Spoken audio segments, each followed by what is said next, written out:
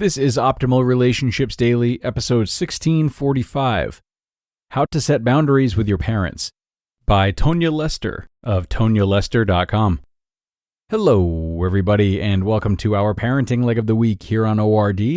I'm your host and narrator, Greg Audino, doing what we do Thursdays and Fridays, and that is sharing content about parenting relationships specifically, though today's is written from a different perspective. I think you're going to love it, though.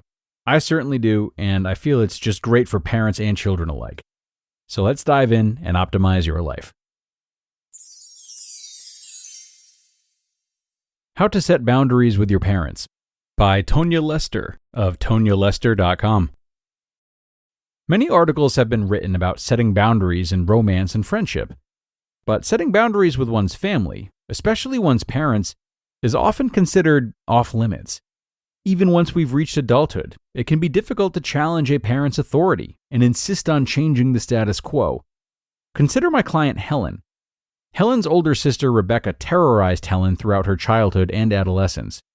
Rebecca, 10 years older than Helen, hit her, stole from her, screamed at her, and sought to undermine her at every turn. But all this abuse happened in secret. Rebecca would act normally in front of their parents, but Mr. Hyde would appear as soon as their heads were turned. Despite the secrecy, Helen felt her parents must have known something was happening. Helen would beg not to be left alone with Rebecca. She was always covered in cuts and bruises.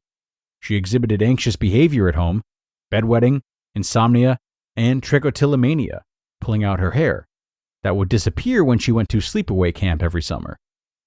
Once she left for college, Helen started seeing a therapist on campus and began to process what had happened to her.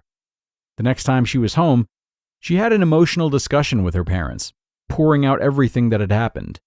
Helen related how scared she was of Rebecca and how angry she was at them for not protecting her. Her parents were receptive.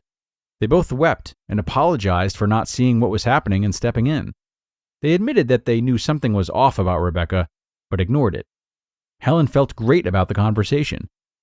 Helen also told them that she wouldn't be able to spend holidays together as a family until she was ready to confront Rebecca, which she didn't feel able to do.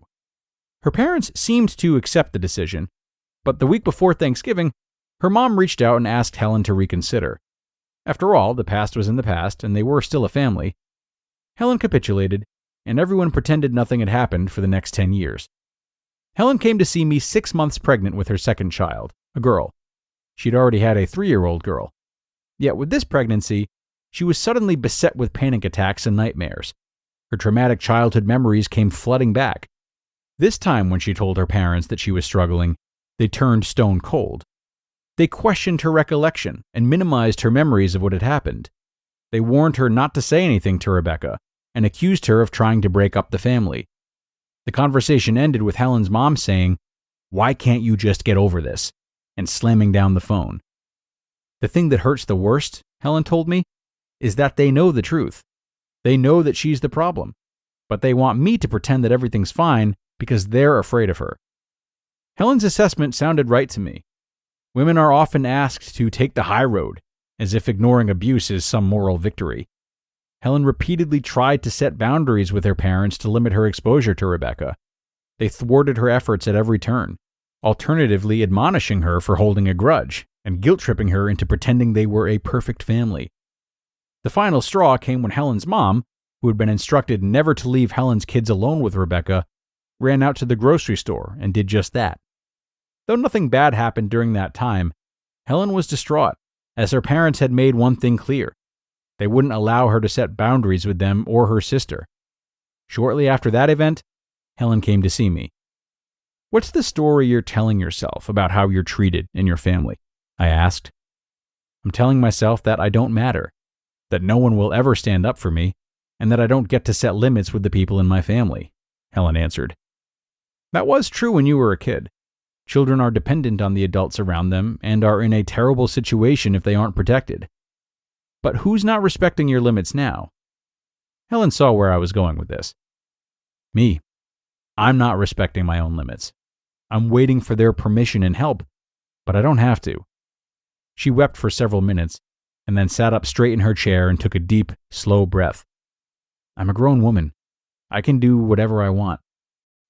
Helen took a break from seeing her parents altogether, gradually allowing them back in, but with strict limits. They weren't allowed to be by themselves with the kids.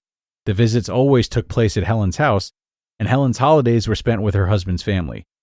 When her parents pressed back, Helen said firmly, "Either I'm comfortable or there are no visits at all." The relationships that silence us are the most problematic. But here's the good news. No matter how old you are, how dysfunctional your relationships are, or how scary the people in your life can sometimes be, you can always make a change. You can always learn how to speak up, take risks, and know your worth. You can experiment, practice, make mistakes, and move forward. Adults are not trapped in relationships.